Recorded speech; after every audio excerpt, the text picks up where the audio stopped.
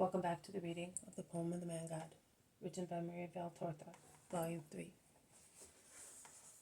Chapter 368, Part 1. The Thursday before Passover, Instructions to the Apostles. 25th January 1946. On their way back to Joanna's house, while they are spread out among the people crowding the streets and separating from one another, the many disciples who are following Jesus, Peter, who is with the Master and the two sons of Alphaeus, asks, "Lord, now that we can speak a little to each other, will you tell me something about which I have been thinking since last night?" "Of course, Simon, tell me, and I will answer you. Since last night, I have been thinking of the great grace that you grant John at Antigoniya. You know, it's really a great grace, something unique, granted to him only, and yet Syntyche also deserves as much. And there are many good people who would deserve to see you, but they only see you when they are close to you. For instance, what a comfort it would have been to us when you sent us out into the world. And there have been times when a word of yours would have cleared up doubtful points for us, but you never appear to us. Why this difference? In conclusion, my dear Simon, are you perhaps a little jealous?" "No, but, well, I would like to know 3 things. Why is it granted to John of Endor? Whether it is granted to him only, and whether one day it should happen to us as well. For instance, to me, to see you miraculously and be informed by you how I should behave." And this is my reply. The grace is granted to John because he is a most willing spirit. But he, because of his past adventures, has some weaknesses, which are more physical than anything else, and might spoil the edifice of his elevation to God which he built.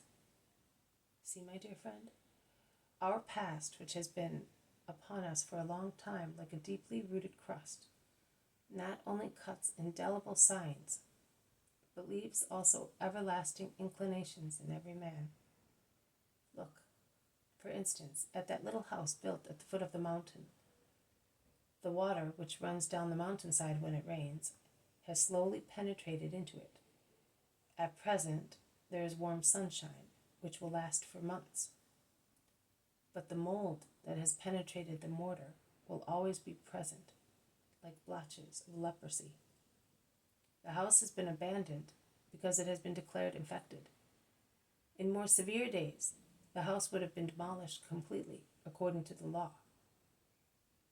But why did such a disaster happen to the poor house?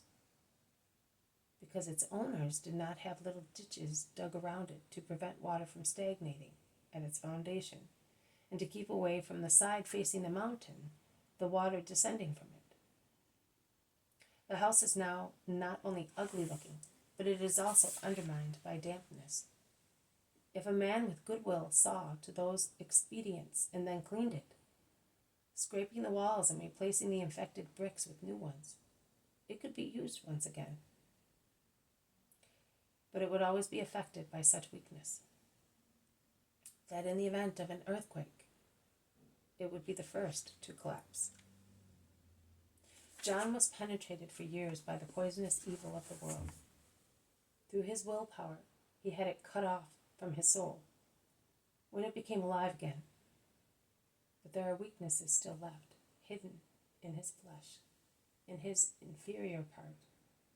His spirit is strong, but his body is weak, and the flesh causes storms when its incentives link up with elements of the world, capable of shaking one's ego. John, how many particles of his past have been removed by what happened? I help his resistance, his purification, his victory over his resurgent past. I give solace to his too bitter suffering as best I can, because he deserves it, because it is just to help a holy will when all the wickedness of the world attacks it. Are you convinced?" "Yes, Master, I am. And do you appear to him only?" Jesus smiles, looking at Peter, who is gazing at him from below like a child, watching the face of his father. He replies, "Not to him only, to others also who are far away, building up their holiness laboriously and all alone." Who are they? There is no need to know that. James of Alphaeus asks, "And what about us, for instance, when we shall be alone, and who knows how we shall be tortured by the world? Will you not help us with your presence?" "You will have the Paraclete with his light." "All right, but I do not know him, and I think that I will never succeed in understanding him. You instead, I will say, 'Oh, here is the Master,' and I will ask you what I must do, knowing for sure that it is you," says Peter. And he concludes, "The Paraclete? Too high for a poor fisherman. I wonder how difficult his language is and how light he is. A passing whiff. Who will perceive it? I need a violent shaking, a shout, so that, block-headed as I am, I may awake and understand. But if you appear to me, I will see you. So promise me, nay, promise us, promise that you will appear to us too, but as you are, in flesh and blood, so that one may see you well and hear you better. And if I came to reproach you, it does not matter. At least you two agree, don't you? We shall at least know what is to be done." Alphaeus' two sons nod assent. "Well, I do promise you. However, believe me, the Paraclete will make himself understood by your souls. But I will come and say to you, 'James, do this and that. Simon Peter, it is not right for you to do that. Judas, fortify yourself to be ready for this or that.' Oh, very good. I feel better now. And come often, mind you, because I shall be like a poor lost child who does nothing but weep and do the wrong thing." And Peter almost begins to weep now. Judas Thaddeus asks, "Could you not do so for everybody? Even now? I mean, for those who are doubtful, guilty, abjurers, perhaps a miracle." "No, brother. A miracle does a lot of good, particularly that kind of miracle, when it is granted at the right time and in the right place, to people who are not mischievously guilty, or mischievously guilty, when instead it is granted to people mischievously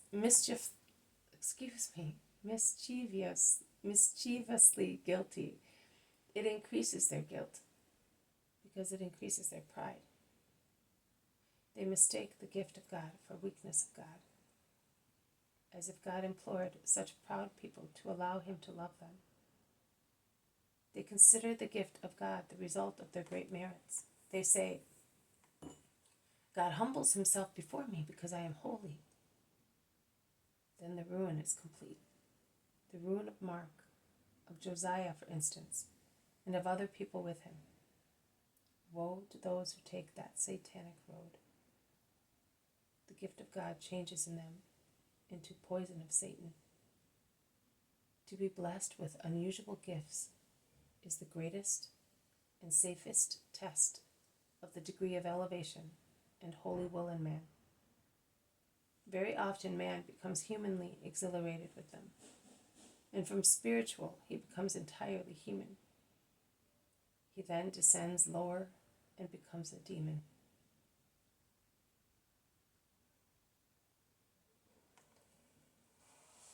This has been a reading from the poem of the Man God, written by Maria Valtorta, Volume 3, Chapter 368, Part 1, The Thursday Before Passover, Instructions to the Apostles.